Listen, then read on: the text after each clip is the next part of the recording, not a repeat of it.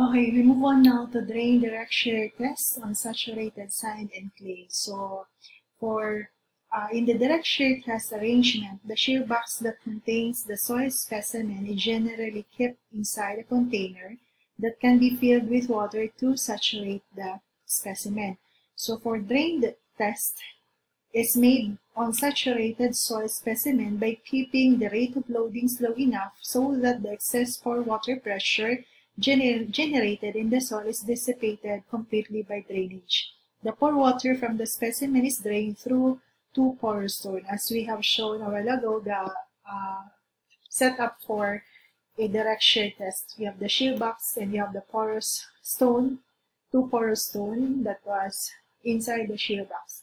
So for this one, for the drain test on saturated soil, we are going to apply a load, and the rate of loading that is being applied for the drain direct shear test for both saturated sand and clay, they are kept enough.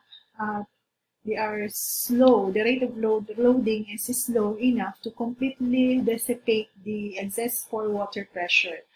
For the sand, since the hydraulic conductivity or the permeability coefficient of the sand is very high, the excess pore water pressure generated due to loading, the normal and the shear, is dissipated quickly. Hence, the ordinary loading rate essentially for drainage condition exists. So, the angle of friction phi prime obtained from the drained direct shear test of saturated sand will be the same as that for the similar specimen of dry sand. So for this one, that was for sand. Since the hydraulic conductivity or permeability coefficient for sand is very high, so basically there is a quick dissipation of the excess pore water pressure. For a clay, since the hydraulic conductivity of clay is very small, so meaning to say the clay requires a very slow loading range due to its low hydraulic conductivity. Because of this property of the clay, it has a low hydraulic conductivity. So compared to sand, when the normal load is applied to a clay soil specimen, a sufficient length of time must elapse for full consolidation. That is for the dissipation of excess pore water pressure. So for this reason, the shearing load must be applied very slowly. The test may last for 2 to 5 days. So as shown here, so basically so they have here figure 10 showing to us the result of drain direct shear test on over consolidated clay. So for this one, the residual strength of the clay from the drain test is similar to the ultimate shear strength in sand. So the drained angle of friction is equal to this equation. So we have the angle of friction is equal to the arc time of our shear strength all over the residual shear strength all over the effective normal stress. So basically for the direct shear test, the soil is not allowed to fail. These are the comments for direct shear test. The soil is not allowed to fail on its weakest plane. Instead, it must fail along the split of the shear box.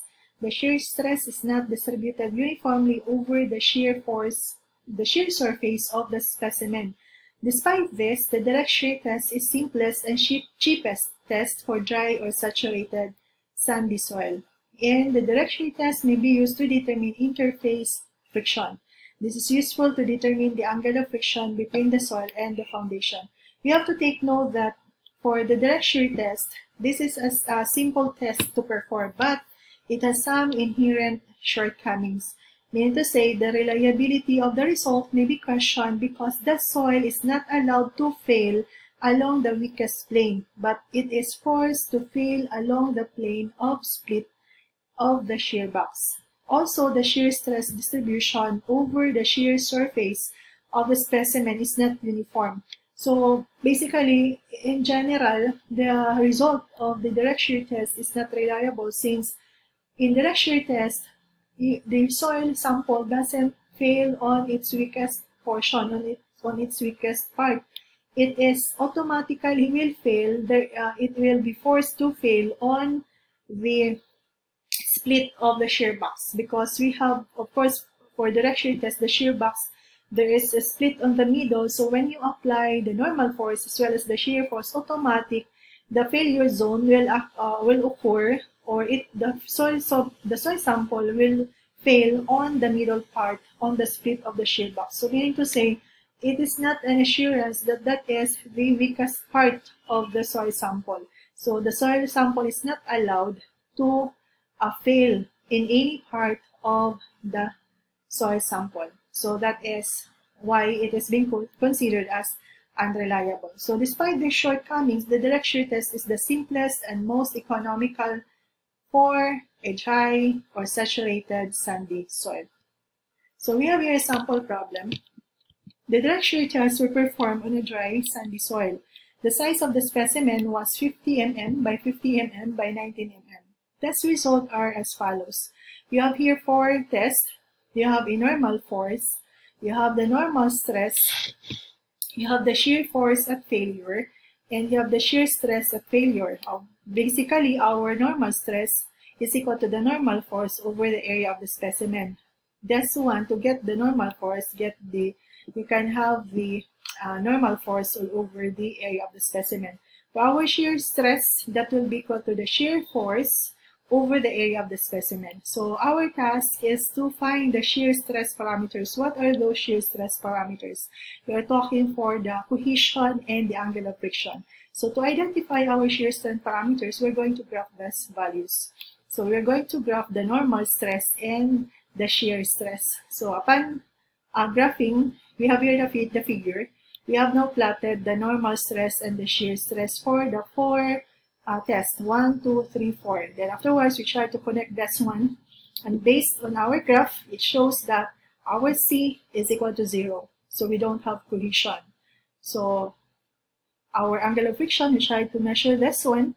We can measure this using a protractor, and that is equal to 32 degrees. So basically for this graphical, and basically since our cohesion is equal to 0, so this can be of course, this is it is proven that this is a dry, sandy soil. So problem number 2, following are the result of the 4 drain direct shear test on an over-consolidated clay. The diameter of the specimen is 50 mm, height of the specimen is 25 mm. So we have here 4 tests. We are given with the normal force, the shear force at failure, the residual force. So we're going to determine the relationship for peak shear strength and the residual shear strength. So for this one, we're going to solve for our stresses, the normal stress, the shear stress, and the residual stress. So we're going to tabulate this one. So solving for the area, our area, since we're given with 50 mm diameter, 50 mm diameter, so we can have this area, and that is given by 0.001964 meters squared. So we have converted our mm to meters. Then you can tabulate. So we have 4 tests. We are given with the normal force.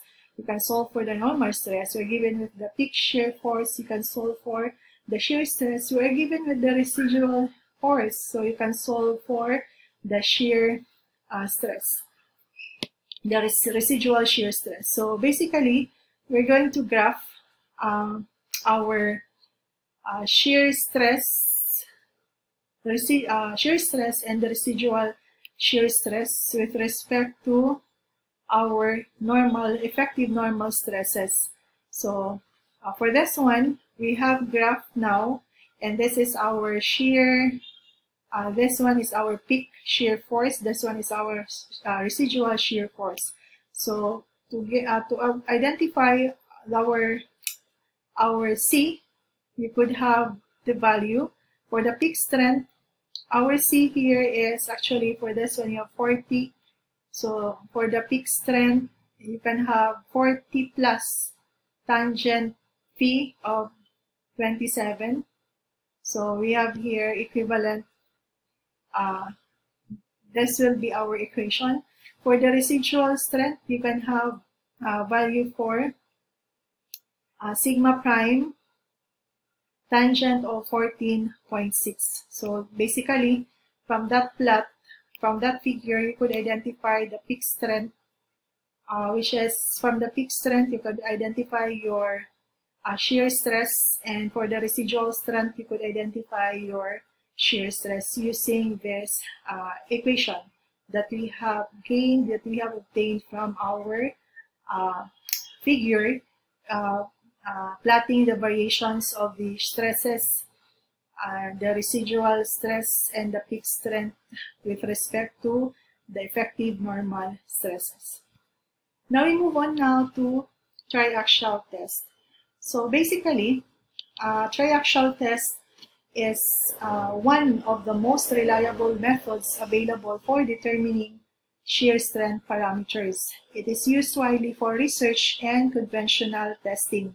A diagram of the triaxial test layout we have here. This is the diagram showing to us the triaxial test equipment. In this test, a soil specimen is about 36 mm or 1.4 inches in diameter and 76 mm or 3 inches long generally is being used.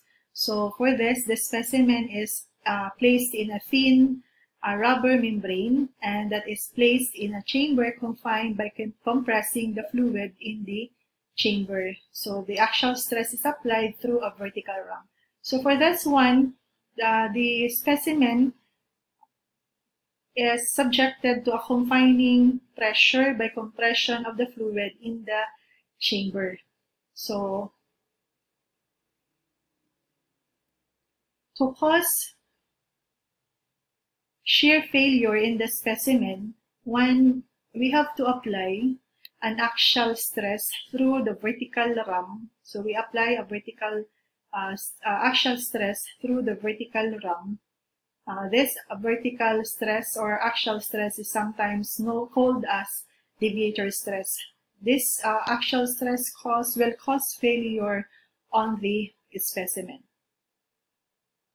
So the axial load will be applied by the loading ram corresponding to a given axial deformation is measured by a proving ring or a load cell attached to the ram. So a triaxial shear test can either be a single test or a series test. So meaning to say, this is an illustration for a single test. For a triaxial shear test, which is single test, it can either be a cohesionless soil or a cohesive soil. So for this one, this is now an illustration for a single test. You could identify this as a figure showing to us a single test because we only have one more circle in our diagram. So this is being referred as a single test. And this is a cohesionless soil because as we draw our Moore column failure envelope, this one that is tangent to the Moore circle, we don't have cohesion. So meaning to say this is a cohesionless soil. So this one is, okay, for our single test on cohesionless soil, we have here equations that we can use. For the triaxial shear test, we can have your shear stress equal to sigma tangent of phi, or that is equal to the radius multiplied to the sine of 2 theta. This is our 2 theta. This is the radius.